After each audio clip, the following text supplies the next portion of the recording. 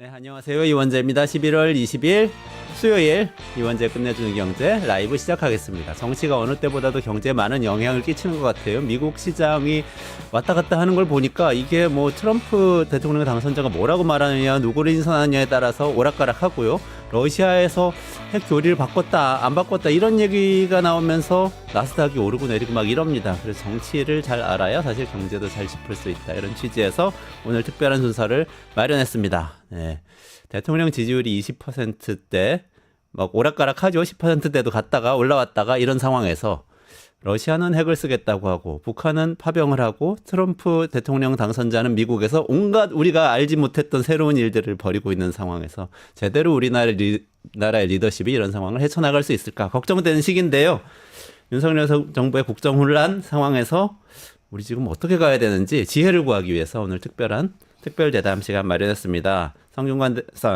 성공회대 미지 연구원하고 그리고 뉴스토마토하고 같이 마련한 시간이고요.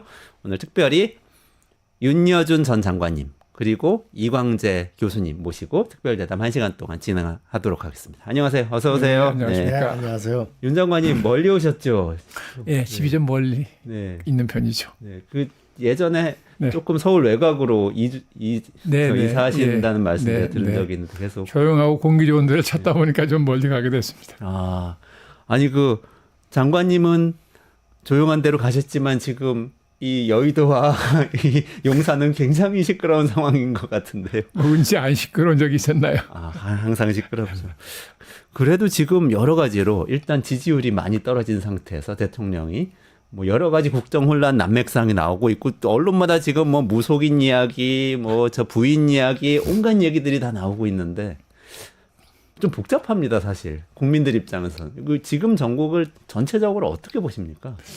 아니 저 정도의 대통령 지지율이 저 정도로 낮으면 사실 효율적인 통치가 불가능한 수준인 거거든요. 예, 그러니까 대통령이 이걸 굉장히 심각하게 받아들여 가지고 왜 이렇게 지지율이 낮은지 원인을 빨리 찾아서 그걸 고치기 위해서 노력을 해야 되는데 대통령 별로 그런 거에 신경 안 쓰는 걸 마치 그 초연한 모습을 보이는 것처럼 생각하는 것 같은데요. 그건 국정의 최고 책임자로서 아주 무책임한 자세인 거죠. 근데 윤 대통령은 얼마 전 기자회견에서 지지율과 관련해서 전광판을 보면 안 된다. 이런 말씀을 했는데 실제로 대통령 지지율과 국정 운영을 해나가는 데는 어떤 상관관계가 있는 건가요? 아니 뭐 항상 국민이 대통령의 어떤 정책이나 방침을 100% 이해하는 건 아니지만 그래도 국민이 또 전혀 그러면 대통령의 국정 수행 능력을 평가할 능력이 없냐 그렇지 않거든요. 예. 그러니까 그거는 어떤 변명으로 해도 국민 지지도라는 거는 예, 그건 상당히 정확한 평가라고 봐야 돼요. 제가 기억이 정확한지 모르겠는데 아주 예전에 네. 뭐 윤 장관님은 정말 1980년대부터 정치의 중심에 계셨기 때문에 이 옛날 얘기가 궁금한데요. YS 때 김영삼 대통령 때 한때는 지지율이 한 90%도 갔다가 나중에는 막 10%도 되고 그러지 않았습니까? 그랬죠. 그런 상황들에서 통치가 대통령이 할 수 있는 일들이 좀 달라집니까? 어떻습니까? 이게 지지율이 그렇게 내려가면 뭐 이게 이제 임기가 많이 남았으면 이 원인이 뭐냐는 걸 찾아서 고쳐서 다시 회복할 수 있다고 그러지만 임기가 얼마 남지 않은 상태에서 지지율이 그렇게 내려가면 사실 속수무책이 되는 거예요. 예. 민심 되돌리기라는 게 정말 쉽지 않거든요. 일단 지지율이 낮으면 제 경험해 보면은 공직자들이 일단은 안 오려고 그래요. 장관직으로. 그리고 공무원들이 말을 잘 안 들어요. 근데 제 경험해 보면 공직자들은 새로운 대통령이 취임을 하면 그 청와대 진영이 짜지면 한 석 달 정도를 봐요. 관망을 한다고요. 이 새로 들어온 대통령이 어느 정도 실력이 있냐, 그다음에 참모들이 어느 정도 국정 수행 능력이 있냐를 봐요. 예, 봐서 괜찮은데 그러면 적극적으로 협력을 일을 열심히 하려고 그러고 이게 형편없는데 그러면 그 다음부터는 이거 탁 깔아버리고 예. 자기들이 오히려 주도하려고 그러고 그렇게 그런 면에서 이 인사가 만사라고 하는 측면이 있는데 현 정부의 이 인사가 이걸 어떻게 봐야 되나요? 공무원들이 볼 때. 글쎄요. 저는 벌써 공무원이 아니니까 잘 모르겠는데 우선 뭐라 그래야 되나요? 지금까지 말하자면 강요들이 그 자기 정책을 수행한 그걸 비춰보면 뭐 국민들이 처음에는 좀 관망을 하려고 그랬겠죠. 예, 당연히 그랬겠죠. 예, 그러다가 이게 이제 뭐 어떤 일든 실망을 해서 지금은 어떻게 보면 정부가 뭘 하는지 국민이 관심이 없는 것처럼 보이는. 예. 그런 지경. 이렇게 되는 그러니까 대통령 국정 지지도가 저렇게 바닥으로 나오는 거예요. 근데 국민들이 아까 평가할 수 있는 능력이 다 있으시다고 장관님은 말씀하셨는데 지금 대통령의 문제점 여러 가지 지적되고 있는데 그 중에서 뭘 가장 엄하게 보고 있을까요? 자기 맞으면 대통령으로서 뭘 해야 될지도 잘 모르는 거 아닌가. 예. 저도 그렇게 보는 사람이고 그렇게 네네. 보는 사람들이 많을 것 같아요. 예. 이게 왜냐하면 이게 이제 대통령 취임을 하면 그죠? 우선 자기가 생각하는 주요한 국정 과제가 있어야 되잖아요. 국가적인 현실이 이렇고 국제 사정이 이러니까 우리는 이게 중요한 국정 과제라고 생각을 한다. 국민의 동의를 얻어야죠. 그 동의를 얻으면 그다음에는 그런 국정 과제를 수행할 수 있는 정책을 만들어야 되잖아요. 예. 정책은 만드는 능력 따로 있고 그 집행하는 능력 따로 있거든요. 왜냐하면 관료 조직이 동기부여가 되지 않으면 자발성을 끌어낼 수가 없기 때문에 대통령이 아무리 이런 훌륭한 정책을 내놔도 공무원 사회가 안 따라가면 이게 효용이 없어요. 효과를 낼 수가 없으니까. 그러니까 중요한 정책을 만드는 능력과 집행하는 능력은 별개해가지고 어쨌든 정책 능력이 있어야 되는 거죠. 그다음에 그런 정책을 수행하기 위해서는 제도 관리를 어떻게 할 거냐. 없는 제도를 만들어야 될 것도 있고 제도를 고쳐야 될 것도 있고 그렇지 않습니까? 그러니까 제도 관리가 왜냐하면 국정은 제도를 통해 이루어져야 되니까 그런 능력이 있어야 되는 거죠. 그다음에 제가 볼 때는 인사 능력이 또 중요하죠. 사람을 어떻게 쓰느냐. 적재적소에 사람을 쓰느냐 안 쓰느냐. 국민이 어떻게 보면 가장 예민하게 반응하는 게 인사예요. 인사. 네. 인사가 잘못됐다 싶으면 다른 걸 잘해도 국민들이 별로 신뢰를 안 하고. 제 경험은 그래. 제일 예민하게 인사예요. 장관하는 사람을 잘 쓰고 잘못 쓰고에 따라서 민심이 확 터지고 모이는 걸 제가 여러 번 봤거든요. 청와대 있으면서. 결국은 대통령의 국정의 우선순위가 뭐냐, 과제가 뭐냐, 만드는 능력이 있냐, 집행하는 능력이 있냐, 제도 관리를 그렇죠. 어떻게 할 거냐. 근데 결국 이걸 하는 건 사람이 하는 거니까. 인사 관리가 어떻게 보면 제일 중요하다. 사람을 결국은 잘 쓰는 문제가 제일 중요하다는 중요한데 거죠. 그 부분에 대한 평가는 진짜 어떤가요? 불문가지다는 말씀 해야 되는 거 아닌가요? 지금 불문가지. 누가 지금 핵심인가요? 누구에 대한 인사를 한 것이 윤석열 대통령의 지금 말씀하신 국정 방향을 보여줬다고 볼 수가 있을까요? 떠오르지가 않네요. 잘 모르겠는데요. 얼핏 예전에 한동훈 법무장관 뭐 이런 법으로 통치를 하겠다는 뜻이구나. 측근을 써서 이런 느낌이 있었긴 했는데 지금 당장은 잘 안 떠오릅니다. 글쎄요. 근데 이제 또 일부에서는 윤석열 대통령 방향은 맞았다. 노동개혁, 의료개혁, 국민연금개혁 얘기하는데 그걸 어떻게 보세요? 그 4대 계획은 이미 나와 있던 국가 과제예요. 자기가 설정한 게 아니고 그 과제가 이미 한국 사회에 등장한 지 한참 됐어요. 그런데 다 대통령들과 한다고 그랬어요. 근데 거의 못했어요. 왜냐하면 그 4대 부문의 과제라는 게 한 가지 분야도 5년 씨름해도 못 고칠 정도로 아주 고질화돼 있고 이해관계자가 워낙 크고 많고 복잡하고 손대기가 정말 어려운 과제거든요. 무슨 혁명적 상황이 아닌다면은 민주적인 방법으로 그걸 고친다는 건 거의 불가능에 가깝다고 볼 정도가 됐던 고질병인 거예요, 말하자면. 근데 대통령 네 가지 이렇게 큰 소식인 걸 보고 제가 저분도 정부에 있었으면서 이 국정에 대해서 잘 모르는구나. 한 가지도 못할 걸. 제가 그동안 그렇게 얘기를 했어요. 근데 지금 보세요. 임기 이제 절반 넘었어요. 그럼 이제는 대통령이 힘이 빠지기 시작하는 기간이 온 겁니다. 이제는 국정 벌려는 걸 마무리를 시작해야 될 단계예요. 그러면 5년 단임제 대통령은 취임 첫 해가 제일 중요해요. 4년 중임제인 미국도 취임 첫 해가 제일 중요하다고 그러죠. 지금 트럼프 대통령도 1년 안에 대부분 끝내겠다고 하니까. 왜냐하면 자기가 하고자 하는 국정 과제를 다 제시를 하고 국민적 동의를 얻어야 돼요. 그래야 동력이 생길 거 아니겠어요. 예. 그런 건데 지금 2년 반을 저렇게 보내놓고 지금 뭘 한다고 의욕을 보여봤자 안 될 거예요. 공직사회도 따라오지 않을 것이고 국민도 별로 신뢰나 기대하지 않을 것이기 때문에 예, 그래서 윤 대통령은 앞으로 정말 힘든 시간을 보낼 거다 그러는데 본인이 과연 그게 힘든 시간인지 모르면 또 그것도 괜찮을지 모르죠.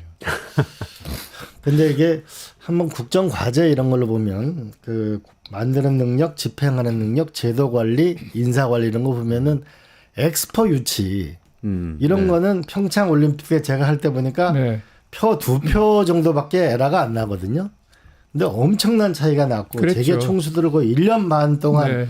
같이 다녔는데 이런 일이 있었고 의료계 이거 하나만 보더라도 뭔가 개혁을 한다고 하지만 진짜 이게 개혁으로 가는 것인지 이건 의료개혁은 어떻게 봐야 돼요? 그러니까 저는 그 뭐 의욕은 좋은데 그 아주 고질화돼 있는 병폐를 개혁을 하려면 이게 절대로 쉽게 안 돼요. 그 분야에 본인이 전문성이 있어도 쉽지 않다고요. 이해관계가 부딪히는 거잖아요, 이게. 그렇죠. 그 사람들이 결사적으로 한 거 한다고요. 그래서 설득을 한다? 압력을 넣어도 되겠어요, 그게? 뭐 공권력을 동원하나요? 예. 그러니까 이게 예, 결국은 국민을 설득해서 국민들이 예, 대통령을 대신해서 압력을 넣어줘야 되는데 그렇죠? 근데 그게 쉬운 일이에요? 예. 근데 지금 대통령은 본인이 얘기하는 과제도 지금 뭐 제대로 국민 설득을 못하는 마당이니까 저는 그래서 이 양반이 국정을 너무 몰라서 저렇게 큰 소리를 치는구나. 저는 그렇게 판단했어요. 하나도 못할 걸. 예. 그러니까 실제로는 못할 일을 다 벌려놨다 지금 이런 말씀. 그런 거죠. 그러니까 뭐 그게 왜 불가능한 일 모르는 것 같아요. 최근에 기자회견에서 또 4대 개혁 얘기했죠 아마. 얘기했죠. 예. 얘기도 근데 했습니다. 지금쯤이면 임기가 반이 지났으면 이게 이제 많이 현실을 파악했음직한데 지금도 저분이 4대 개혁을 하겠다 그런 걸 보면 저 양반이 지금 2년 반 동안도 이 국정 수행의 어려움을 제대로 인식을 못하고 있다는 뜻인 것 같은데 그럴 리가 있나? 저는 그런 의아심이 생기더라고요. 아니 저는 아까 엑스포 유치 관련해서 이광재 교수님께서 말씀해주신 그 부분도 저 진짜 좀 이상한 게 이런 거예요. 우리나라 외교부 관료들도 뭐 상당한 능력이 있고 전 세계 네트워크가 있고 기업들도 다 네트워크가 있는데 왜 그렇게 참패할 거를 전혀 모르고 망신을 당했나? 2차 투표에서 그런 역전할 얘기도 있고. 거라고. 몰랐다고 저는 생각하지 않죠. 그래서 시스템이 붕괴된 거 아닌가요? 그러면 그러니까 대통령만 몰랐나요? 아니, 대통령 모르는 거죠. 그러니까 왜냐하면 아마도 전 내용은 잘 모르겠으나 저는 그런 정도 결과를 나오는 걸 추진한 주체인 공직자들이 몰랐다? 이건 말이 안 되고요. 또 기업이 몰랐다? 이것도 말이 안 돼요. 다 알았는데 말을 못하거나 안 한 거죠. 그러니까 대통령이 벌거숭이 임금님이 된 거예요. 벌거벗은 그렇게 된 임금님. 거예요. 그러니까 대통령이 말하자면 아니 모욕을 당한 거잖아요. 그렇죠. 결과만 보면. 근데 대통령이 그러면 그렇게 당했으면 이게 왜 이렇게 됐는지를 원인을 찾아가지고 이걸 고쳐야 되는데 또 그런 노력을 별로 하는 것 같지도 않더라고요. 예. 저희 경제 프로라서 재정도 몇 번 다뤘는데요. 예컨대 또 윤석열 대통령이 계속해서 재정 개혁해가지고 건전 재정 하겠다고 얘기를 했지 않습니까? 근데 올해 까보니까 사실 거의 100조 원 가까운 실질적인 재정 적자가 나는 걸로 지금 나오고 있는데 이런 것도 사실 벌거벗은 임금이 된 거 아닙니까? 전혀. 근데 저는 모르겠습니다. 뭐 우리나라 정부가 이들 운영할 때 재정 적자를 각오하고 하는 거 아닌가요? 필요하면 네네. 재정을 풀어야 되니까 우리는 늘 위기가 항상 있는 나라고 그러니까 그 양반이 그런 약속하는 것도 또 이게 재정을 잘 몰라서 그렇게 쉽게 약속을 한다고 저는 그렇게 받아들였어요. 그러니까 지금 보니까 이제 감세를 하고 필요한 재정은 써야 되니까 지금 부채를 내면 또 안 되니 야당이 반대하고 할 거니까 전부 기금을 다 갖다 쓸어가지고 거죠. 지금 아주 네. 내년부터는 엄청나게 나라 경제가 어려워질 거. 그래서 언론에 보도가 되더라고요. 네, 지금 말씀 주신 걸 정리를 해보자면 대통령 본인은 그냥 뭔가 하겠다고 얘기는 하는데 실제 우리 시스템은 전혀 그걸 받쳐주지도 않고 정보를 주지도 않는다는 말씀이신 것 같아요. 이런 심각한 위기 아닌가요? 이게 대통령이 모든 분야의 전문가일 수는 없잖아요. 특히 경제는 쉽게 전문성이 생기는 분야도 아니고 양반 평생을 검찰에서만 보낸 분이잖아요. 예, 그러니까 대통령이 됐으면 되게 사람을 이렇게 찾으면 분야별로 좋은 인재들이 있어요. 소수지만. 그렇죠? 전문 지식도 있고 양심적이고 정직한 있다고요, 사람이. 그러면 사람을 잘 찾아가지고 그런 사람들을 써서 맡겨야 돼요. 나는 사실 이런 분야를 잘 모르니까 당신들 스스로 대통령이라고 생각하고 이걸 해달라. 이 나 개인을 위한 게 아니지 않냐. 나라 국민을 위한 거니까. 이렇게 동기부여를 해서 권한을 주고 이렇게 했으면 예, 그래도 저는 어느 정도는 기본은 했을 거라고 생각을 하는 거죠. 예. 어쨌든 이게 두 가지 부분이 하나 매듭이 돼야 될 것 같아요. 하나는 김건희 여사 문제를 어떻게 할 거냐. 우리가 옛말에 말 위에서 우리가 그 집권은 가능하지만 말 위에서 통치는 불가능하다. 그렇죠. 김건희 여사가 이제 집권에는 기여를 했지만 앞으로 이 문제를 어떻게 풀 건가. 이건 어떻게 해법을 아니, 집권은 어떤 기여를 했다고 보십니까? 손바닥 임금왕자 쓰고 나온 거?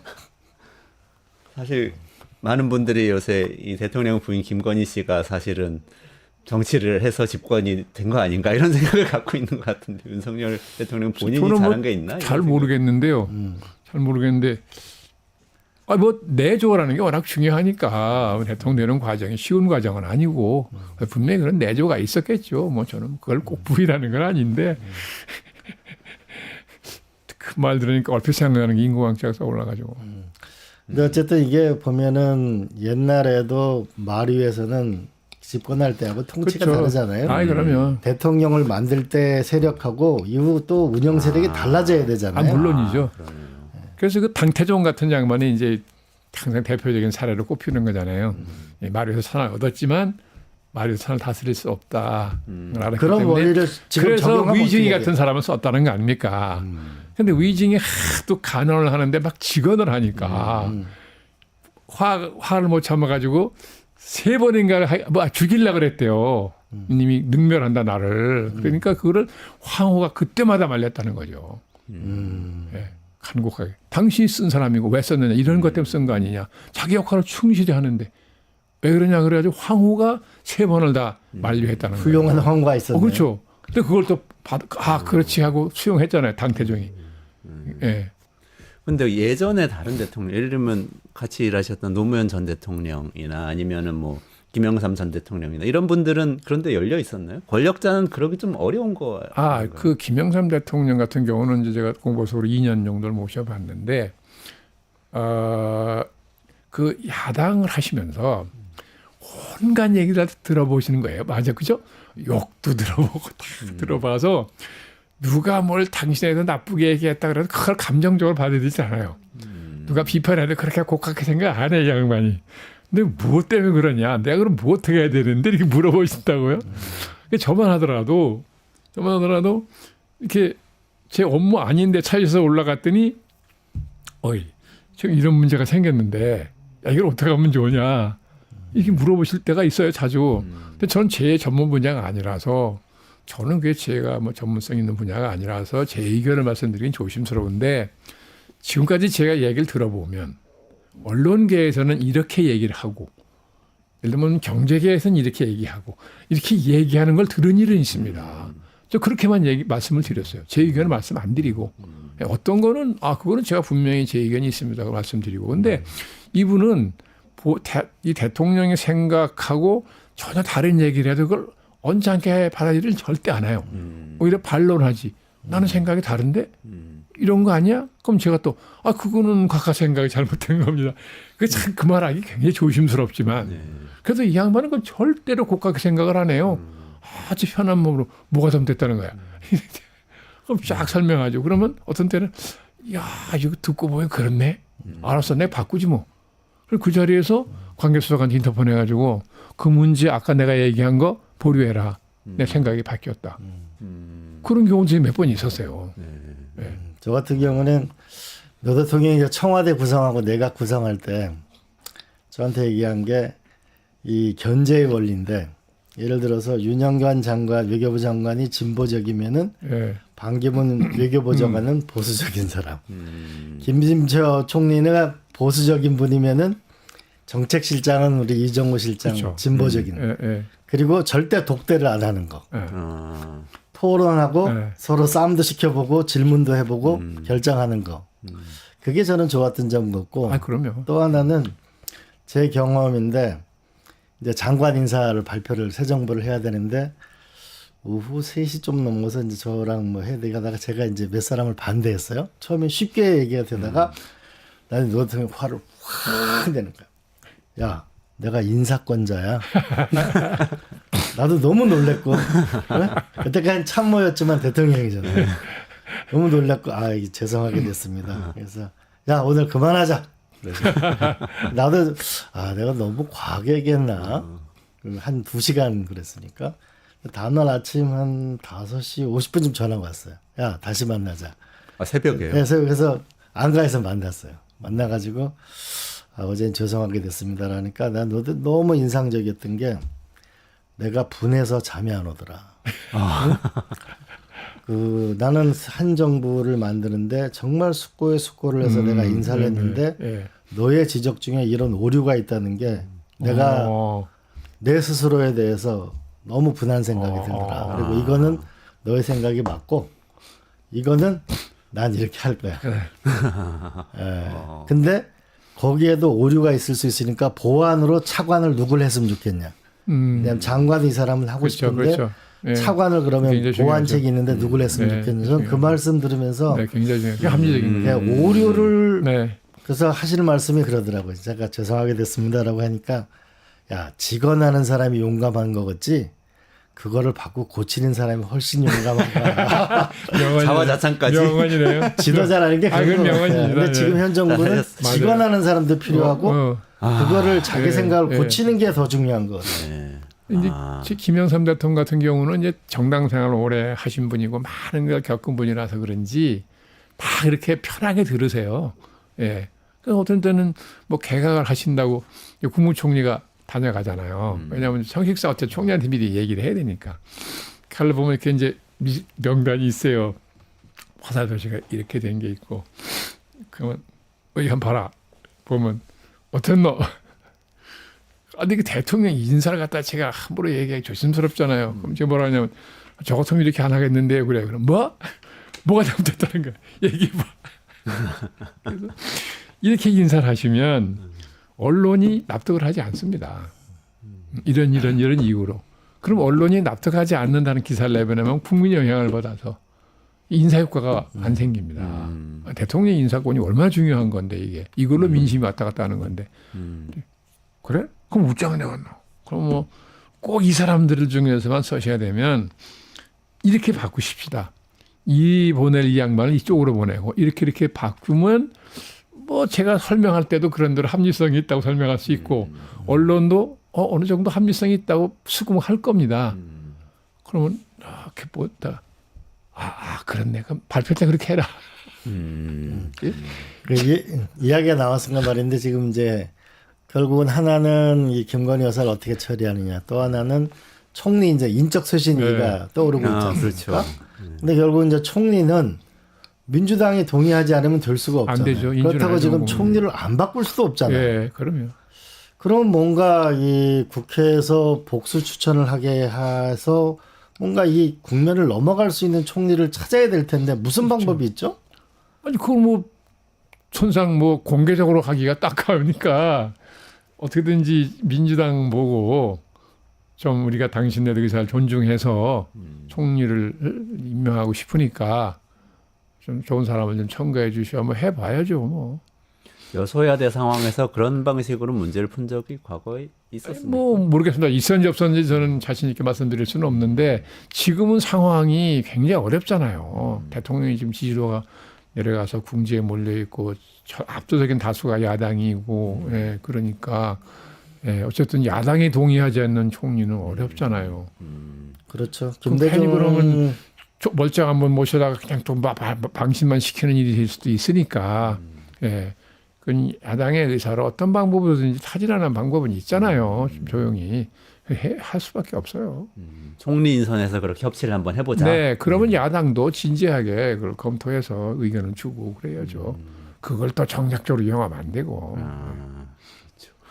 그 저는 이것도 좀 궁금해요. 그 윤석열 정부의 대통령실에서 몇 차례 지금 어떤 해명들을 했었어요. 대통령이 예전이지만 바이든 날리면 그 사건도 뭐 이게 무슨 말이다 이렇게 해명한 것도 있고 최근에는 뭐 명태균 씨하고 어느 시점 이후에 접촉을 했다 안 했다 이 얘기 가지고 해명을 하는데 이게 조금 이상합니다. 사실 국민들이 보기에는 나중에 틀린 게 너무 많고 이런 일들은 왜 벌어질까요? 근데 그게요. 이제 사람이 다급하면 그죠? 다급하면 이제 모면을 해야 되겠다는 생각이 앞서게 마련이죠. 그러니까 이제 이게 턱 퍼져 나오니까 이걸 모면하기 위해서 이제 모면하기 좋은 대로 말을 하는 건데 이게 조심스러운 게 이걸 아는 사람이 많은 명두군간 사람 아는 네. 사람이 많잖아요. 많은 경우는 이게 대통령만 아는 게 아니라고요. 그럼 금방 사실이 아니라는 게 금방 드러날 수가 있어요. 그러면 대통령의 말이 신뢰가 무너져 가지고 그다음에 걷잡지 못하게 됩니다. 예. 그러니까 이런 경우는 설사 좀 고통스러운 일을 당하더라도 정직하게 얘기하는 게 최선의 길이에요. 최근에는 또 골프 가지고 트럼프 대통령 당선돼서 골프 연습하러 갔다고 그랬는데 나중에 또 기자들이 취재해서 이미 예전부터 그 전부터 골프 많이 쳤다는 거죠. 쳤다는 얘기도 나왔어요. 근데 이제 그런 것도 왜 굳이 그 금방 들통날 텐데. 그렇죠? 예. 아니 그 알아보면 금방 들통날 일이잖아요. 근데 그걸 뭐하러 그렇게 꾸며서 얘기를 하냐는 거죠. 그 이해가 안 가요. 아니 대통령 평일날 친 거면 좀 얘기하기가 좀 궁색하긴 하나 대통령이라는 자리가 워낙 스트레스를 많이 받는 자리니까 그렇죠? 예, 사실은 이게 평일날 치는 거에 대해서 대통령이 몹시 주저하고 그랬긴 하나 워낙 이제 머리도 아프고 예, 그래서 그냥 평일이지만 잠깐 가서 머리 좀 식히고 오십시오 해서 우리가 가시게 했다 뭐 이렇게라도 변명하면 되는 거잖아요. 그걸 국민이 절대 용서 못할 일이겠습니까? 그 이제 대통령의 이제 공보수석 이런 걸 많이 해보셨잖아요. 네. 대통령의 언어, 대통령의 말은 일단 팩트가 제일 중요하잖아요. 물론이죠. 그랬을 때 가장 이 대통령의 언어, 리더의 언어로서 한번 그간의 기자회견에 이런 걸 짚어보면 우리가 뭐를 고쳐야 하는가요? 저는 윤 대통령 기자회견을 정신 차리고 본 일이 없는데. 그러면 일반적인 과거 대통령은 이래야 된다라고 말씀하시면 어떤가요? 아니 우선 대통령이 기자회견을 하면 기자회견 하는 계기가 있을 거 아닙니까? 이게 뭐 연초에 국정 전반을 설명하려고 하는 거면 국정 전반을 설명하면 되는 것이고 어떤 사건이 터져하는 것 같으면 사건 어떻게 수습하냐 하는 것 때문에 하는 건데 첫째는 정직해야 돼요. 요즘에는 비밀이 없어요. 비밀이 없다. 대통령이랑 국민 다 알아요 순식간에. 근데 이거를 적당히 불러서 얘기를 하고 거짓말 하려고 하면 국민들이 볼 때는 국민을 속이려고 그랬다고 봐드리기 쉬워요. 그럼 큰일 납니다. 공신력이 무너져가지고 그다음에 무슨 얘기를 해도 안 믿으려고 그런다고요. 네, 그러니까 아무리 뼈아픈 일이라도 솔직하게 얘기하는 게 가장 손쉬운 어떻게 보면 가장 수습하기 좋은 방법이에요. 네. 그러면 국민이 저렇게 정치하게 다 털어놓은 사람 보고 또 막 뭐라고 안 해요. 대통령이 솔직하게 얘기했잖아. 그 사람이 뭐 그럴 수도 있고 실수할 수도 있고 오히려 이렇게 얘기를 한다고요. 근데 이걸 감추려고 그러다가는 이제 금방 들통이 나가야 되니까 요새 비밀이 어디 있어요. 근데 그런 과정이 예를 들어서 대통령실에서 예를 들면 공보 업무 하는 사람이 이렇게 네. 막 해명을 할 때는 그러면 대통령이 뭔가 지침을 줘서 그런 엉성한 해명을 한다 이렇게 볼 수가 있는 그 건가요? 결정은 대통령이 하는 거겠죠. 예. 근데 저는 김영삼 대통령을 모시기가 좀 편했던 게 야당 생활을 오래 한 분이라서 그 이해가 굉장히 많았어요. 예. 그런 면에서 이 김대중 대통령도 정치인 생활을 했고 네. 김영도 정치인 생활을 하다 보니까 국회와의 의사소통을 하잖아요. 그럼요. 지금 보면 대통령이 거의 국회 와서 이제 연설을 안 네, 하고 네. 나를 모욕 주려고 한다라고 하면 이 문제가 안 풀리면은 지금 거의 200석 가까운 야당인데 네. 그러니까 이 문제를 우리가 어떻게 돌파해야 될까? 국정을 원만하게 수행할 수가 없어요. 왜냐하면 보세요. 헌법도 보면 그죠? 입법부가 행정부 대통령보다 앞에 나와요. 예? 법을 만드는 그렇죠. 국정은 법과 제대로 이루어지는 거니까 똑같이 국민의 대표지만 이쪽은 법을 만드는 사람들이고 법을 집행하는 사람이잖아요. 법을 만드는 사람이 우선이에요. 그래서 헌법도 보면 국회가 대통령이나 행정부보다 앞에 나와 있다고요. 대통령이 법을 공부한 분 아니에요. 헌법의 원칙과 통서 염두에 둬야 되는 거 아니냐고요. 의회는 개인적으로 뭐 좋다 나쁘다가 아니라 헌법상 존중하라고 돼 있는 거예요. 그게. 예. 근데 국회 저렇게 무시하고 그냥 안 가버리고 가면 나한테 뭐 괜히 싫은 소리 나고 그러니까 안 간다. 이건 그렇게 자기 기분으로 호불호를 가지고 가고 안 가고 결정할 게 아니라고요. 입법부가 뭐 하는 건지를 행정부 수반이 저렇게 무시하면 돼요? 헌법을 무시하는 거라고요, 저게. 그러니까 지금 전국 혼란의 가장 큰 책임은 윤석열 대통령에게 있고 대통령의 언어와 소통 방식, 국정 아젠다가 제대로 세팅되어 있지 않았다는 문제, 게다가 이제 소수 이 파인 상황에서 국회와 협치하지 않는 문제 이게 다 그러니까 겹쳐요. 제가 볼 인사 때는 문제. 뭐 대통령이 되겠다는 생각을 일찍 했던 분도 아니고 그렇죠? 저는 그렇잖아요. 우연히 본인도 생각 안 했던 일이 기회가 와가지고 대통령이 된 거 아니에요? 과정을 보면. 그러면 대통령직을 수행하는데 서툰 거 당연해요. 그러면 자기 그 서툰 거를 자기가 인정을 하고 그게 뭐 수치스러운 일 아니잖아요. 예. 그래서 좋은 그 분야별 전문가들 좋은 사람 한국 사회에 왜 없어요? 많이 있어요. 그런 사람들을 써서 도움받으면 될 걸. 예. 들어보면 용산도 뭐 거의 역할을 못 한다는 거 아니에요? 비서실이? 예? 예. 그러니까 그럼 누가 대통령을 실질적으로 보좌하냐. 국정을 수행하는데. 아무도 정확하게 얘기하는 사람이 없어. 지금 부인이라고 많이들 제가 부인이란 말 하는데 그건 누가 말하기 좋아하는 사람들이 지어낸 말일지도 모르는 거잖아요. 그렇죠. 소명하지 않다는 게 가장 큰 네. 문제. 그런 문제들을 총리 인선 때 이번에 한번 국회와 협치를 통해서 인사로 한번 풀어보자 이런 제안을 지금 말씀드렸어요. 그러니까 이제 대통령이 제도의 중요성을 제가 볼 때는 모르는 것 같아요. 예.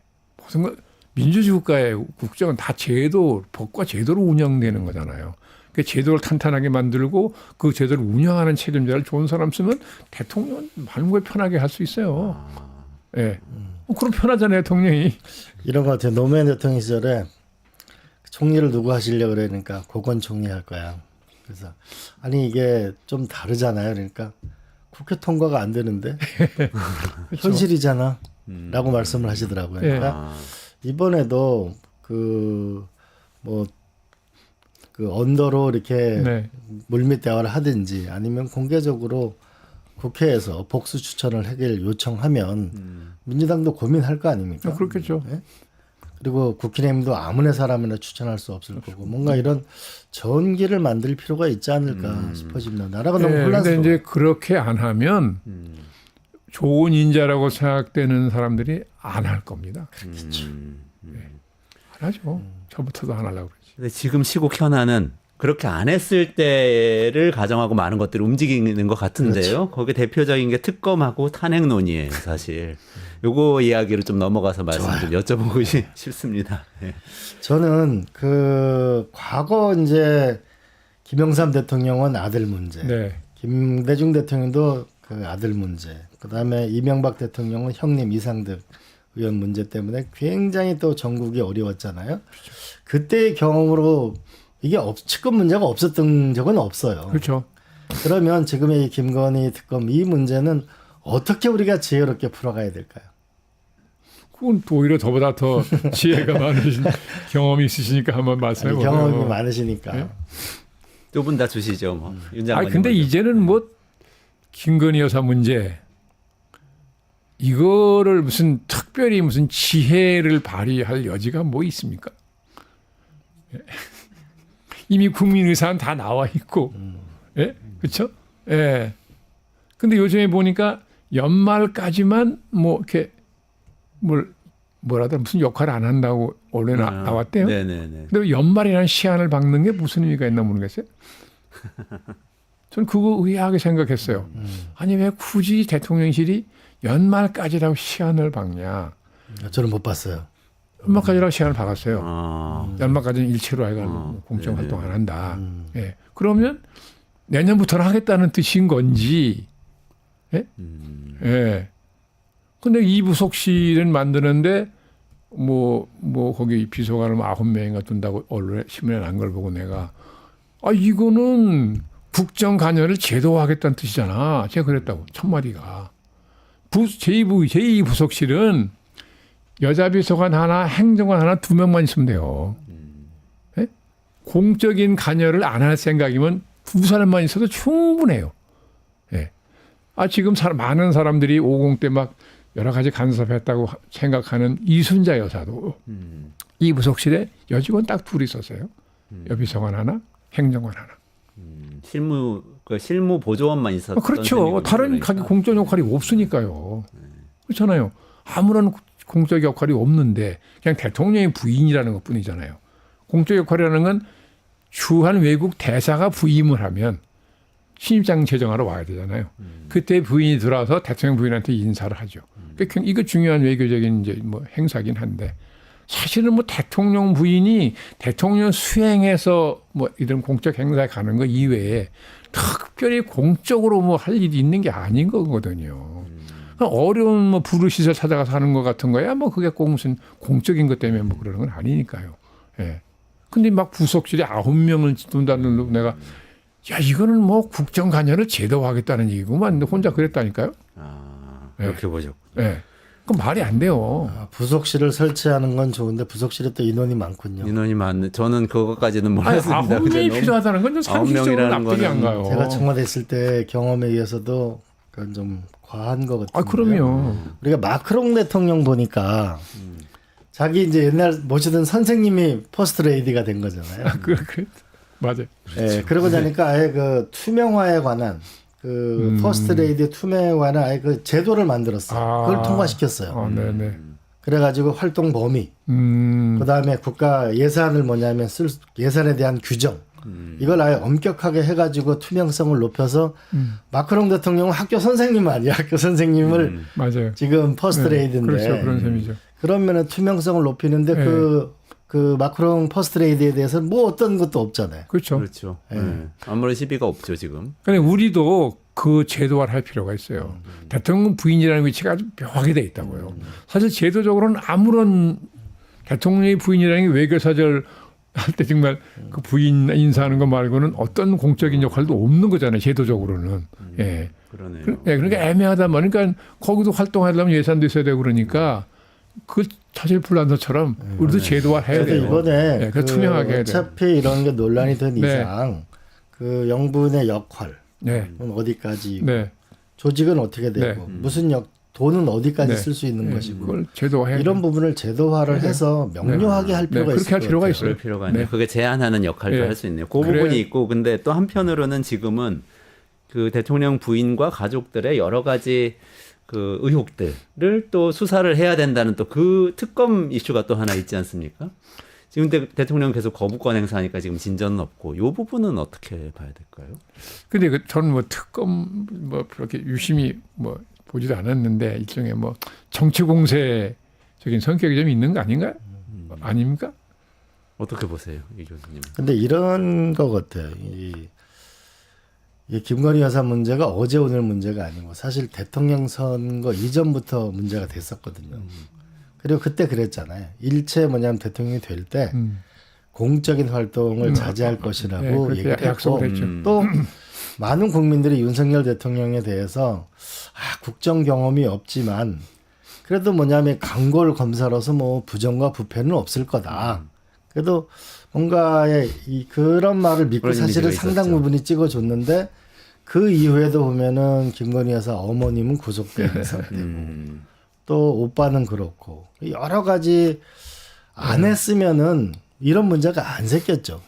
그런 면에서 그러다 보니까 국가 국민들은 먹고 살기는 힘들어지고 안보는 뭐냐면 불안하고 그런데 왜 이런 김건희 여사 문제까지 이 국정에 올라와지 네. 혼란을 가중시키느냐라는 게 분개하는 생기면서 거예요. 이게 본말이 전도된 거죠. 경제 안보에 지금 살 길을 찾아야 되는데 눈만 뜨면 우리는 지금 명태균, 김건희 왜 나라를 이렇게 초라하게 만든가에 대한 국민의 분노가 높아진 거죠. 그리고 팩트가 조금씩 드러나게 되니까 특검밖에 길이 없다. 이제 국민은 그렇게 생각하는 것 같아요. 근데 뭐 야당이 정 그렇게 요구하면 근데 윤 대통령이 자기 부인 문제니까 특검을 받기가 쉽지 않겠지요. 정말 뭐가 있는지 없는지는 짐작을 못 하겠는데. 예. 근데 이것도 의혹을 말하자면 키운 거잖아요. 초기에 그냥 그걸 해버렸으면 그죠? 어느 정도 부담되더라도 초기에 이 문제를 털어버렸으면 될 걸 이걸 계속 그냥 거부해 오다가 여기까지 이제 커진 거잖아요. 예. 이제 앞으로 임기가 2년 반이 남았다고 치면 이거 언제까지 이걸 거부하면서 갈 수 있을까요? 어려울 거요. 참 안타까워요. 그러니까요. 그다음에 국정이 다 엉망이 되고 대통령한테도 굉장히 이게 아주 해로운 일이죠. 예? 죽어라고 자기 딴에는 국정을 지금 수행하고 있을 텐데 그런 게 다 뭐 국민들한테 다른 평가를 받지 못하고 그냥 부인만 감싸고 도는 사람으로만 돼버리면 이게 얼마나 그렇죠? 예. 국가적으로도 그렇지만 개인적으로도 애석한 일이잖아요. 그러죠. 더군다나 또 해외에 나갔을 때 국가 원수들끼리 만날 때 자기 국가 내부가 뭐냐면 안정돼 있어야 이게 발언권도 있고 아니, 그럼요. 협상력도 생기는 거잖아요. 그러면 대통령이 외국 나서 만나는 정상들도 한국 사정을 다 알아요. 여기 공간 보고를 다 받아가지고 예? 예, 이 지금 무슨 문제 때문에 대통령이 곤혹스러운지 이런 걸 다 안다고요. 네네네. 예. 그러니까 참 저는 저 대통령이 그냥 날씨 뜨끈뜨끈 할 텐데 그때마다 그런 생각이 들어요. 폴란드 갔을 때 폴란드 매체에서 폴란드였나요? 체코였나요? 그 동구권 매체에서 그 김건희 여사 문제 다루기도 해서 그러니까요. 논란이 되기도 했었죠. 근데 지금 국민들은 또 한편으로는 더 분노한 분들도 계셔서 조국 혁신당 같은 경우에는 이제 아예 탄핵 소추 안 되겠다고 얘기를 하고 있는데 이 문제는 어떻게 봐야 될까요? 글쎄요, 탄핵은 모르겠습니다. 그게 지금 정치 공세로는 뭐 효과가 있겠죠. 있겠으나 현실적으로 이루어지기는 쉽지 않아 보이는데요. 예. 저는 뭐 탄핵이 대한민국에 또 일어나는 그런 불행이 저는 정말 없기를 바랍니다. 근데 대통령이나 이 현 정부가 이런 모습을 국민과 점점 더 국민과 싸우는 모습을 보이면 전 국민들이 갈 데가 없잖아요. 사실은 국민들의 마음대로 가는 게 민주주의잖아요. 이제 그런 게 점점 더 심화되면 이 문제를 어떻게 이 국가를 풀어갈 수 있을지. 그러니까 그래서 지금 이제 제가 볼 때는 금년 겨울이 윤 대통령한테 굉장히 큰 고비가 될 것 같은데요. 지금 지지율을 봐도 그렇고 내년 봄에 가서도 이 지지율을 회복을 못하면 나머지 임기를 대통령직을 수행하기가 매우 어려워질 겁니다. 야당의 공세도 더 세질 것이고 여론 나빠지고. 예, 그러니까 어쨌든 대통령이 이 문제를 풀어야 된다고요. 아무리 힘들어도. 저는 이 국민적인 의혹을 제기하는 문제하고 의료 문제도 뭔가 이 전환점을 만들어야 되고 총리 이번에 할 때 인사쇄신에서 쇄신을 했는데 국민이 쇄신으로 안 받아들이면 전국 반환점은 안 생기는 거죠. 안 생기죠. 이건 안 하는 것만 못하게 되죠. 그렇게 되면. 예. 겨울을 주목하시는 이유는 뭡니까, 윤 장관이? 아니 이제 겨울이 민생이 힘들어지는 계절이잖아요. 춥고. 예? 근데 그러면 또 더 추위가 심할 거라는 거 아니에요. 근데 이제 물가는 오르고 소득은 줄고. 그러면 국민의 이제 고통이 있으니까 그만큼 계절까지 추우면 더 고통스럽잖아요. 더구나 가난한 분들은. 이제 그러면 내년 봄에 이제 분노가 쌓인다는 거죠. 겨울에. 예, 그럼 봄이 오면 이제 해동이 되면서 예, 항상 우리는 봄이 정치적 얘기가 많이 있었는데 어떤 계기만 생기면 그 분노가 그 글이 그냥 확 분출하는 이런 일이 생길 수 있다는 거죠. 굉장히 권력을 관리하는 분들 입장에서는 굉장히 조심해야 될, 굉장히 신경 써야 될 거죠. 그게. 그렇죠. 뭔가 이번 겨울에 전기가 있어야 되는 네, 거죠. 안 그러면 내년 봄이 쉽게 넘어가기 어려울 거라고. 그리고 내년 봄 쉽게 넘어가기 되면 어렵다. 일단 트럼프 대통령이 취임하고 나면 큰 변화가 예상되잖아요. 1월에 취임. 아마 지금 한국 기업들은 바들바들 떨고 있을 거예요. 그럴 거예요. 어떤 IRA 정책이 네, 어떻게 되느냐, 반도체가 어떻게 되느냐, 중국이 어떻게 되느냐 이거에 따라 가지고 우크라이나 전쟁이 어떻게 되는 지금 보면 막 대한민국 네. 중심만 지금 꼬라박고 있는 거잖아요. 그런 안보 경제가 확 밀려오게 될 텐데 지금도 살기가 어려운데 뭔가 국가 시스템이 정비가 돼야 될 텐데 만약 그게 안 되면 국민들의 이제 한계점이 자꾸 지금 이제 임계점이 올라가고 있는 중이죠. 요즘 같으면 뭐 대통령이 국가 체제 정비 같은 문제의식이 있을까요? 아예 문제의식이 없는 것 같으세요? 네, 저거 보기는 없는 것 같은데요. 네. 뭐 이렇게 제도적으로 접근하는 모습 보이는 일이 별로 없잖아요, 그죠? 네. 그러면 진짜 너무 걱정인데요.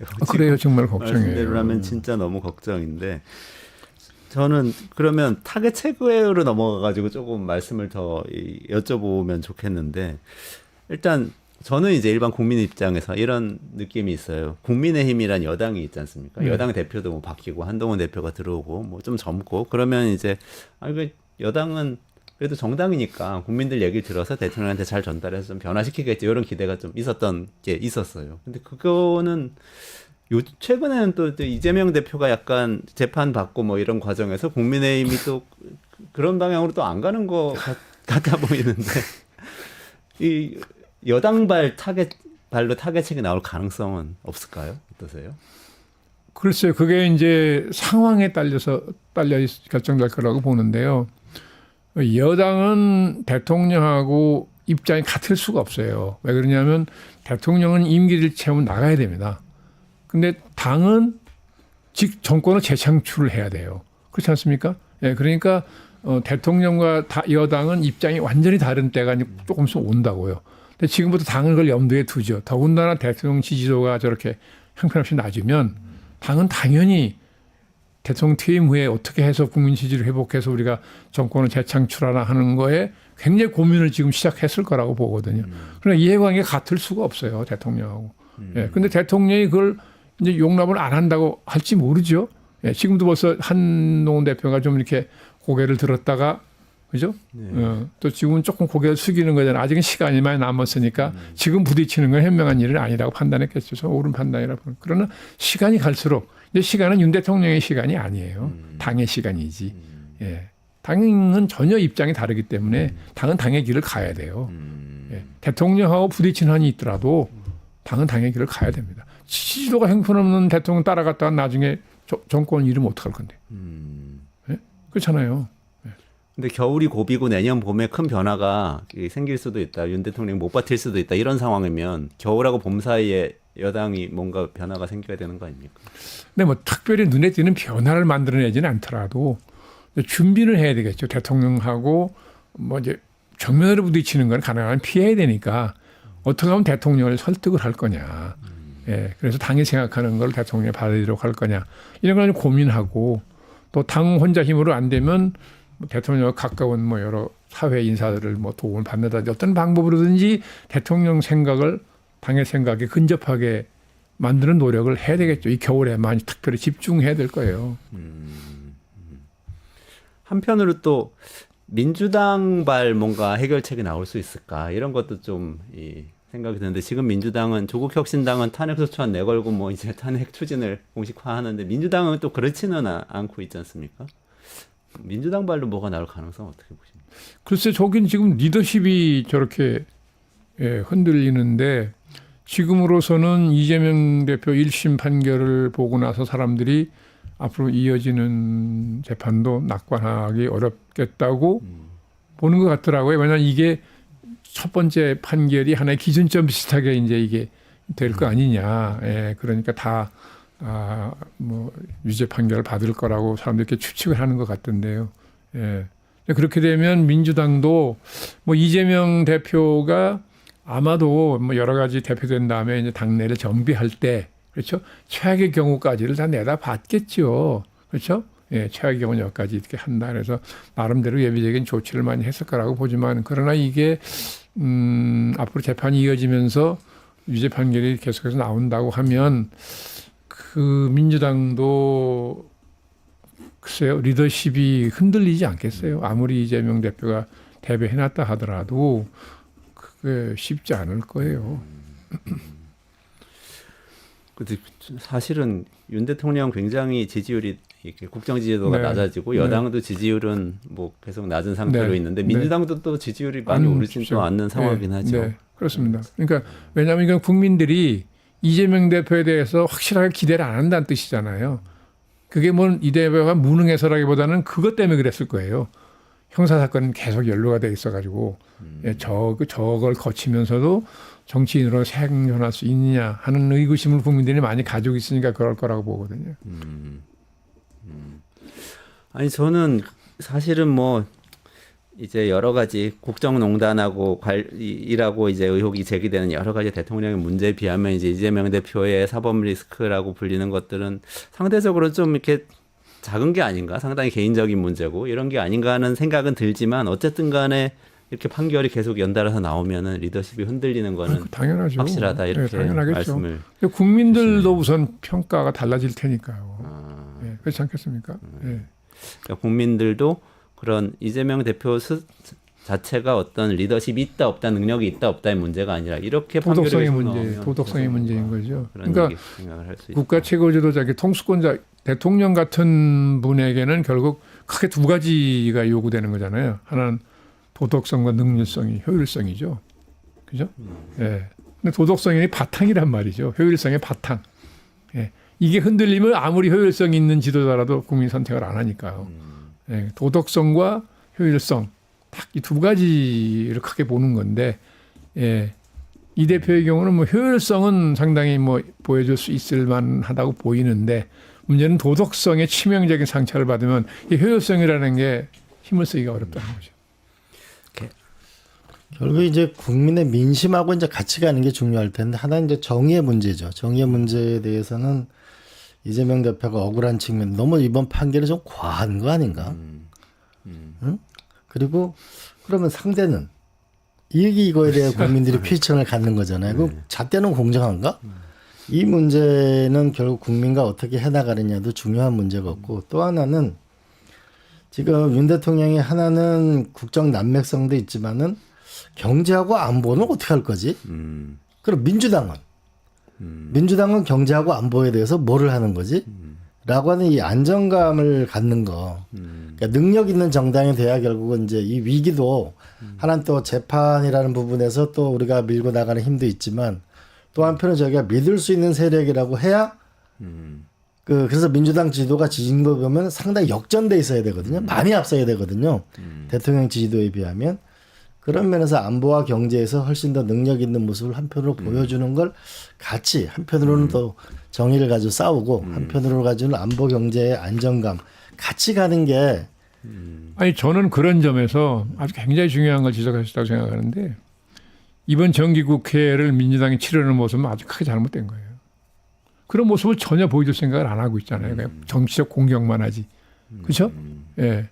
그러면 저 사람들이 권력 잡았을 때 잘하겠냐는 신뢰를 어떻게 얻어요? 그렇잖아요. 원내 다수당이지만. 그러니까 아까 말씀드린 그거를 민주당이 지금이라도 유념을 해서 나머지 정기국회라도 대통령이 이렇게 흔들리니까 우리라도 국정의 중심을 좀 잡자. 뭐 이래가지고 그렇잖아요. 국회의원이니까. 예. 어쨌든 그러니까, 의석에 180석을 갖고 있으니까 그럼요. 각종 법안을 내고 국민들을 설득해서 끌고 갈 수 있는. 대통령한테 제안도 하고 자기들이 법도 만들어내고, 그게 국정을 좀 염려해서 이게 책임지고 하려는 모습을 보여야지, 이렇게 맨날 막 그냥 대통령 뭐 비난하는 거, 뭐 이재명 대표 찬양하는 거만 해가지고는 국민이 신뢰 안 할 거예요. 그래서 저는 좀 이렇게 두 가지 트랙을, 하나는 분명하게 선명한 길을 가는 거하고 이 정부가 잘못된 걸 꾸짖고 하는 거하고, 한편으로는 우리한테 맡겨주십시오. 그러면 우리는 안보와 경제를 잘 끌고 갈 수, 이게 같이 갔으면 좋겠어요. 두 분이 이렇게 쫙 같이 오시다가 약간 지금 갈라진 의견을 주셨는데, 뭐 그것대로 민주당원이시고 또 여러 이 진영에서 또 활동을 하셨기 때문에 두 분 다를 수 있다고 이제 판단하고요. 어쨌든 지금 대안을 마련하는 세력이 누가 될 것인가가 중요하다. 일단은 그 부분은 두 분 다 견해 일치하신 걸로 제가 들었습니다. 마지막으로 이거 굉장히 중요한 건데, 사실 윤 장관님께서는 좀 다른 곳에서 제가 뭐 문제 제기하셨던 걸 제가 들었는데, 여기 임기 단축 개헌론 관련해서입니다. 사실 이제 민주당은 대통령 탄핵하자는 얘기까지는 안 하고, 이재명 대표도 그 말은 안 한다고 얘기를 하고, 하지만 임기 단축해서 개헌하면서 여러 가지 개혁을 좀 같이 하는 거는 어떠냐, 이런 논의는 좀 활발하게 하는 것 같은데요. 그 부분 어떻게 보시는지 좀 여쭤보고. 아유, 현실 정치를 오래 하신 분이 먼저 말씀하세요. 저는 아까 연보험 잠깐 말씀을 드렸는데, 정말 면밀하게 따져보지는 않았습니다. 그러나 그냥 생각하기에 내년 봄에 어떤 윤 대통령이지만 정치적 궁지에 몰리는, 아주 어려운 궁지에 몰리는 상황이 벌어진다고 하면 지금 말씀하신 그런 방법으로 이걸 넘겨야 되는 거 아니냐. 그 파국을 막아야 되니까요. 저는 그런 생각을 하죠. 내년 봄에 궁지에 몰린 상황이 오면 파국으로 갈 수는 없으니까 어떤 타협점을 찾는 방법의 하나로 그러는 것도 고려해 볼 수 있지 않냐 하는 거죠. 저는 이 거대한 쓰나미가 오고 있는 것 같아요. 그러니까 세계 경제 물결로서도 지금 한국 증시에서 미국 증시 가는 게 140조잖아요. 한국 증시만 계속 다운되고 있는 거잖아요. 경제가 무너지면 나라는 무너지는 거거든요. 끝나는 거죠. 네? 그렇죠. 그런 면에서 또 우리가 우크라이나 전쟁이 어떻게 될 건가. 외교에 있어서 유사 상황이 생기면 나라는 없는 거거든요. 그럼요. 그런 면에서 정말 우리가 심각성을 가지고 봐야 된다. 그런 면에서 저는 빨리 이 김건희 여사 문제 이거를 타결을 져야 된다. 그다음에 두 번째로는 전혀 윤 대통령이 그렇게 하지 않을 거라고 보지만 이 거국내각 외에는 수가 없다. 그리고 또 하나는 임기를 단축해서 26년, 27년, 26년도 전국 지방선거, 27년 대통령 선거, 28년도 총선. 아마 이거 새해 선거 치르고 나면 나라는 쪼개지고 말 거예요. 그래서 26년도 지방선거 때 대통령 선거를 같이 하는 적어도 1년간 내년부터 1년간 우리가 국가를 위한 좀 안보와 경제와 이걸 좀 했으면 좋겠어요. 사실 뭐 국정에는 여러 분야가 있지만 제일 중요한 건 경제예요. 경제가 민생이고 경제가 안보잖아요. 돈 없이 어떻게 국가 안보를 책임질 수 있습니까? 모든 게 경제거든요. 그러니까 대통령은 지금부터 어떻게 하면 이 경제를 좀 살리나 하는 것만 일곱시 그것만 생각하고 거기다 노력을 집중을 하고 나머지는 뭐 총리나 강조한테 맡기면 되잖아요. 예, 대통령이 이 경제가 생사 올린 문제라고 생각을 해가지고 대통령은 이것만 가지고 고민을 하고 전문가들 만나 얘기 듣고 많은 고민을 해야 될 거예요. 정말 저는 전적으로 장관님 말씀에 동의하는데 지금 한국 경제가 정점에서 밑으로 내려가고 수직 낙하 중에 있다. 이 문제, 경제 문제에 모든 명운을 걸고 역량을 투입해야만 우리가 생존할 수 있다고 그럼요. 봅니다. 그래요. 민생도 경제고 안보도 경제라니까요.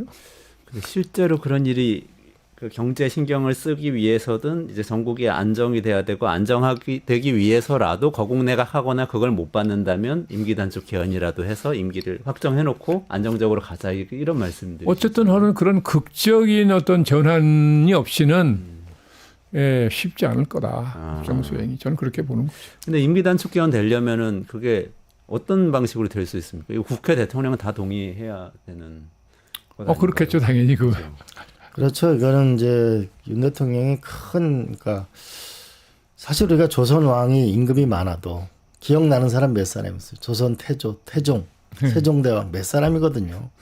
지금이야 대통령이 큰 자리 같지만 역사의 물줄기로 보면 작은 거거든요. 그때 의미 있는 대통령으로 하고 떠나면 좋잖아요. 그렇죠. 임기 1년 더 하면 뭐 하나요?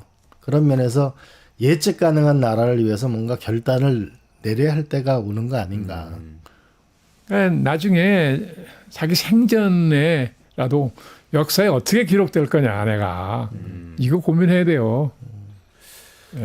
그 노무현 대통령께서 이렇게 말씀하시더라고요. 그 정치인은 죽는 그 순간까지 정치를 하는 건데 다만 그 현실에서도 승자가 되야지만 역사에서도 승자가 돼야 된다. 그렇기 때문에 어려운 거다. 저는 뭔가 역사적 결단 말을 많이 하잖아요.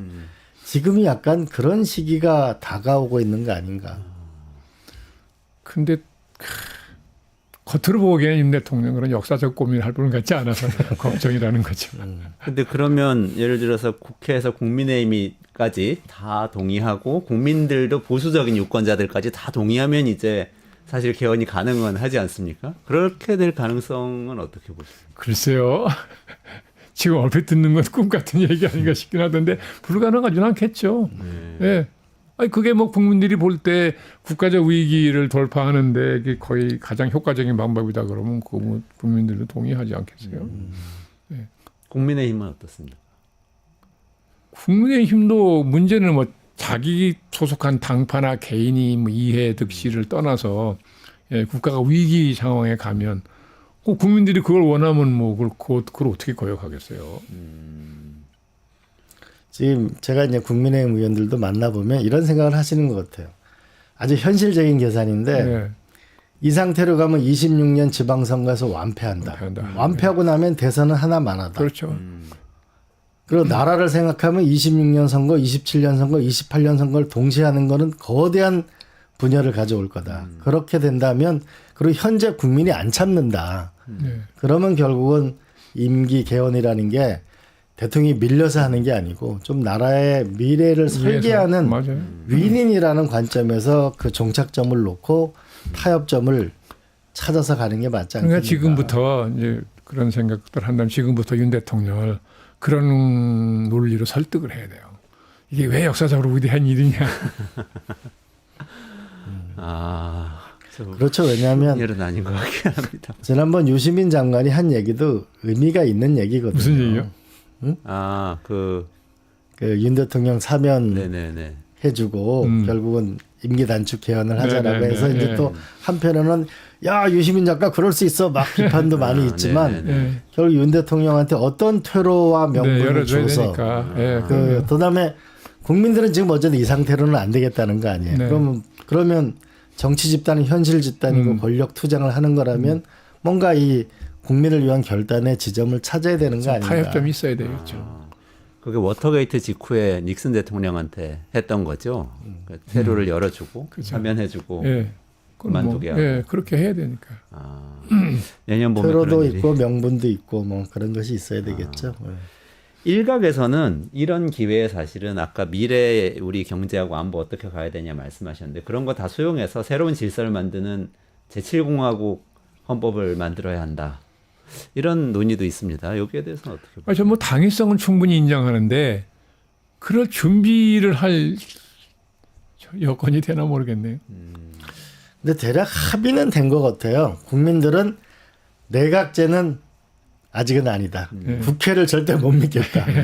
그러나 대통령제의 이 너무 고단이 큰 거는 이건 막아야 되겠다. 네. 그러니까 약간 이원 대통령은 뭔가 외교나 외치나 남북 문제나 이런 그런 부분에 좀 대통령 과제에 집중하고 총리한테 권한을 줘서 그리고 국회와 협조하는 이런 새로운 시스템을 이제 만들어야 될 때가 아닌가. 이거는 컨센서스가 있는 것 같아요. 근데 그게 그 분야가 줄긋듯이 되느냐, 나눠지느냐, 이게 또 문제죠. 그죠? 근데 이제 독일 같은 데 보면은 이제 결국은 이제 뭐 미테랑 대통령 같은 경우에는 프랑스 대통령 권한이 세니까 과연 프랑스 같은 형태를 해나갈 것인지 그런 면에서 이제 우리가 미테랑 대통령 보면은 그 좌우 동거를 할 때 보면은 아슬아슬한 순간도 있지만 또 타협을 해 넘어가는 순간도 있는 거니까. 거기는 이제 그런 타협의 문화가 우리에 비해서는 훨씬 더 많이 정착이 돼 있죠. 근데 우리는 그 타협의 문화가 아직 정착이 안 돼 있어가지고 과연 이게 가능할까? 가능할까는 좀 의문이다. 필요는 한데 그런 말씀이시네요. 근데 제가 이제 중국에 있었는데 제가 이렇게 물어본 적 중국 지도자는 안 싸웁니까? 그러니까 우리 엄청 싸워요. 근데 왜 이렇게 언론이 통제되기 때문에 보도가 안 되는 건가요? 제가 이렇게 물으니까 뭐 비판적으로 보면 그럴 수도 있지만 그 부모가 부부 싸움할 때 자식한테서 안 싸우잖아요. 그러니까 우리는 우리끼리 모여서 싸워요. 그 얘기하고 두 번째는 제가 아주 인상적으로 드렸던 거는 존재하는 모든 것은 이유가 있고 그 존재하는 건 다 값이 있대. 그래서 값은 흥정하면은 이루어진다는 그러니까 정치라는 게 협상이 불가피하다라는 그런 거는 우리가 한편으로는 옳고 그름을 분명하게 따질 것도 필요하지만 또 한편은 협상도 중요한 것 같아요. 이게 민주주의라는 게 협상 없이는 가능한 제도가 아니잖아요. 그렇잖아요? 예. 그 말씀을 듣고 나니까 우리 처음에 요즘 윤석열 대통령 주변에 이렇게 전국 혼란으로 이야기를 시작했는데요. 아니 협상 없이 뭘 합니까? 이런 질문을 딱 해보고 싶은 생각이 드는데요. 오늘 어쨌든 긴 시간 말씀을 해주셨는데 그러면 지금 마지막으로 한번 지금 이거 하나를 딱 풀면은 그래도 지금 정국에서 한 걸음 더 나갈 수 있을 것 같다. 이런 거 제안을 좀 주시죠. 그런 게 있습니까? 남마같이 얽혀가지고 뭐 무슨 알렉산더 대왕인가 무슨 매듭을 큰 칼로 뭐 쾌도난 이게 현실에서 그게 가능해요?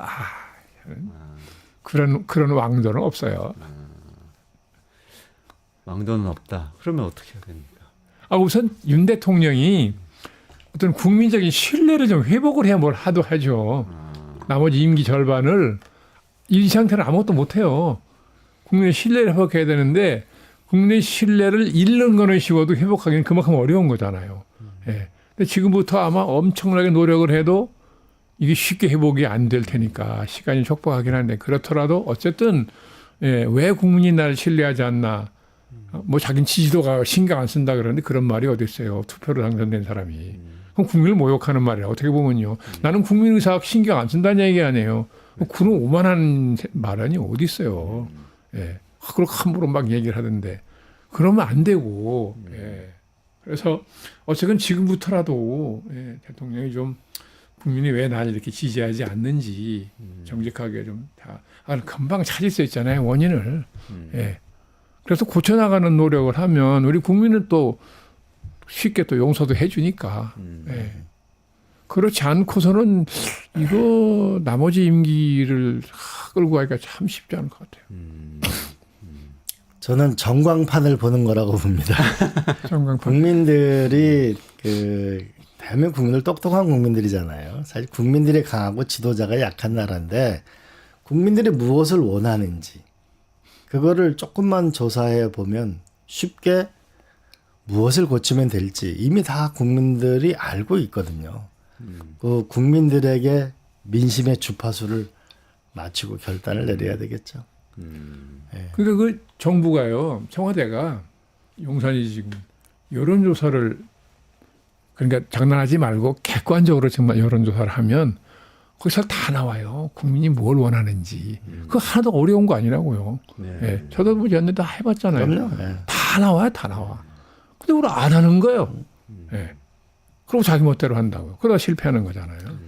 사실은 여론조사를 철저하게 하고 그러면 우리나라 그 역대 총리 지낸 분들 여야 모아서 얘기 들어보고 저기 국회의장 되신 분 여쭤보고 외교부 장관 했던 분들 여쭤보고 종교 지도자 여쭤보면은 윤곽이 나오죠.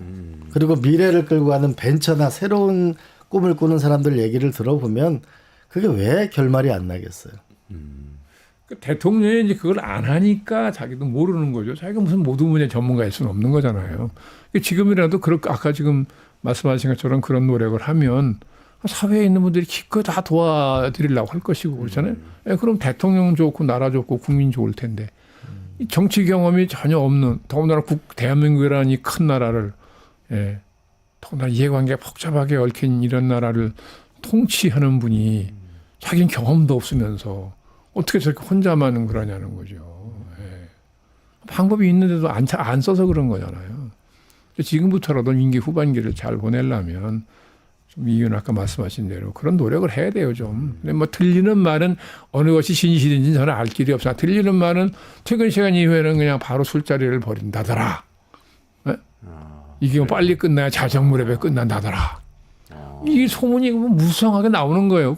우리 같은 사람들이 진실 여부를 가릴 길은 없고 국민 다수가 그런 거잖아요. 어떻게 진실인지 어떻게 알아요. 그러나 이게 자꾸 이런 말이 나오면 나중에 이게 정말이겠구나 생각하게 된다고요. 대통령은 근데 퇴근 시간 이후에 해야 될 일이 많지 않습니까? 엄청납니다. 왜냐하면 대통령은 낮에 근무 시간의 일정은 몇 개 못 잡아요. 빠르잖아요. 하루 근무 시간이라는 게. 강요도 정말 시급한 거 아니면 낮에 와서 대통령한테 보고를 자세하게 어려워요. 그럼 어떻게 해야 되냐. 보고서를 올리게 되거든요. 그럼 대통령이 퇴근한 후에 관저에서 그걸 다 읽어야 돼요. 이게 상당히 힘들거든요. 김영삼 대통령 같은 분도 평생 당 정치하시면서 귀로 들어서 뭘 파악했지 문서를 본 일이 별로 없는 분 같더라고요. 그러니까 보는 걸 굉장히 힘들어 하시지만 그래도 못할 거예요. 해봐야 되니까. 그게 굉장히 부담스러워요, 대통령한테는.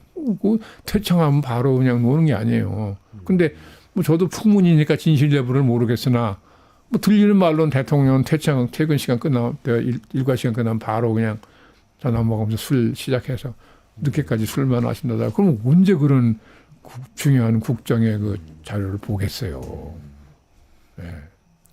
저는 근자에 들었던 말 중에 이런 게 제일 마음 아프더라고요. 그러니까 SK도 이제 구조조정을 대대적으로 하잖아요. 우리 먹고 살기 힘들어요. 삼성전자, 사만전자, 카카오, 네이버 지금 엄청나게 재산상의 손실을 일어요. 이거 어떻게 살란 말입니까? 응? 그리고 자영업자는 지금 거의 폐업이 속출하고 있는데 진짜 먹고 살기 힘든데 우리가 길거리 안 나가게 해달라. 이 시간에 우리가 장사하고 우리에게 돈 벌고 우리의 미래를 할 수 있게 해달라. 라는 그 얘기는 우리 좀 뼈저리게 들어야 될 거라고 봐요. 당연히 뼈저리게 들을 의무가 있죠, 대통령은. 그렇죠. 네. 귀를 열고 들어야 되는. 그러죠, 의무가 있어요. 그게 결국은 해법인데 오늘 말씀 여기까지 들어야 될 것 같은데 제가 말씀을 듣다 보니까 혹시 마지막으로 아닙니다. 메시지. 네. 저는 뭐 식견이 짧아서 무슨 말씀? 두서없이 말씀드려 별 죄송합니다. 말씀을요. 아니 처음에 장관이 말씀하신 이야기 중에서 국민들은 다 알고 있다. 여론조사 이런 거 무시하면 절대 안 된다. 너무 그럼요. 깊게 와닿아요. 국민들의 마음속에 이미 답은 있는 있어요. 거예요. 다. 저는 최근에 미국 대선 결과 보면서도요. 바이든 정부가 계속 경제는 좋다, 경제는 좋다 이렇게 얘기했다는데 트럼프가 당선됐잖아요. 야당이 당선된 건데 그 사람들은 경제 때문에 예. 경제가 안 좋다고 느꼈다는 거 아니에요. 안 좋다고 느꼈다는데 자꾸 정부에서는 수치만 가지고 그렇다고. 좋쳐놓다 얘기할 때 예. 안 들었다는 뜻이라 그런 거죠. 우리 상황하고 딱 우리는 그래도 거기는 우리하고는 좀 많이 다른 나라인데도 대통령 위치가 되면 정확하게 파악하기가 쉽지 않거든요. 이게 보고를 통해서만 파악을 하게 되니까. 그래서 마지막으로 아마 미국이 아마 새로운 혼란스럽지만 새로운 미국의 아젠다가 많이 나올 거라고 봐요. 일론 머스크가 아마 정보라 효율화 위원장을 맡았잖아요. 그럼 아마 조만간 아마 대대적인 감세 논의가 있을 거고. AI 정보를 해가 지금 보면은 400개 정부 중에서 연방 정부 중에 90개로 줄이겠다는 건 나름대로 연구를 했다는 거잖아요. 재정에서도 뭐냐면 2조 달러를 줄이겠다는 건 의미 뭐 연구를 한 거 아니에요? 아마 그쵸. 대대적인 저는 미국발 그 관료제를에 대한 개혁이나 경제나 대한민국에 미치는 엄청난 영향력 있는 뉴스들이 쏟아질 거다. 그렇겠죠. 미국도 사실 그동안 보면 뭐 어느 나라 다 마찬가지죠. 관료주의의 폐해라는 게 항상 있게 마련이잖아요. 모든 제도가 다 그런 거니까요. 그러니까 이번에 뭐 일론 머스크 사람이 등장을 해가지고 그 막 계획을 대대적으로 한다 그러는 게 기대는 되면서도 그러나 제가 조심스럽게 생각하는 것은 그 사람 기업인이에요. 기업이 이익만 생각하는 사람이잖아요. 국가라는 거는 이익만 생각하면 안 됩니다. 공공성이라는 가치. 이를 절대로 지키는 게 더 중요한 것이기 때문에 저렇게 머스크 선을 맡겨놓으면 그냥 공공성이라는 가치에 대한 별 관심이 없었을 테니까 마구잡이로 효율성만 따져가지고 하면 저것도 잘못하는 걸 텐데 트럼프 대통령이 어떻게 하나 두고 봐야 되겠다 그런 생각. 그런 면에서 우리는 효율성은 높이면서 공공성을 어떻게 우리는 그렇죠. 가져갈 건가. 우리 모델은 뭐냐. 네, 그걸 우리의 고민해야 생존 돼요. 방식은 뭐냐. 아마 이런 견적서가 날라오겠죠. 개헌을 하면서 그런 논의도 같이 하면 아니, 좋겠네요. 이광재 의원이 같은 분이 그런 걸 좀 책임지고 하셔야 되는 거 아니에요? 예? 지금 연구 중이시죠? 아니 제가 보기에는 몇 안 되는 분 같은데 그런 거 할 수 있는. 아니에요, 정말이에요.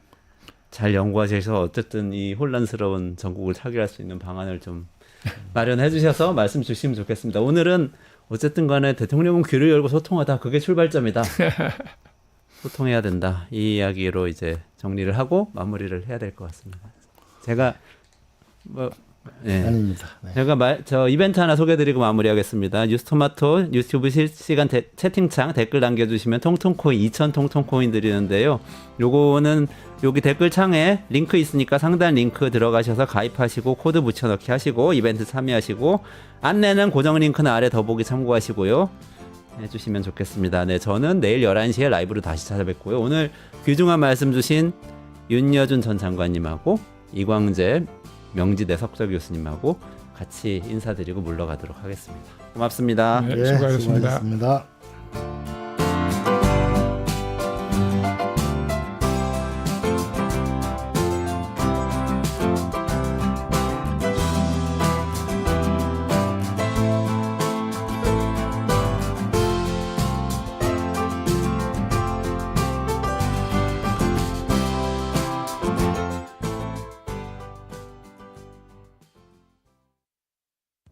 유튜브 구독하고 실시간 채팅에 참여하시면 2000 TTCO를 드립니다. 참여 방법은 통통물 어플을 다운로드 하신 다음 회원가입과 로그인을 해주세요. 마이페이지에서 나의 회원 고유번호 코드를 복사해주세요. 유튜브 라이브 실시간 채팅창에 복사한 코드를 한 번만 입력하면 준비 끝! 이제 채팅에 참여하시면 TTCO를 드립니다. 지금 참여하세요.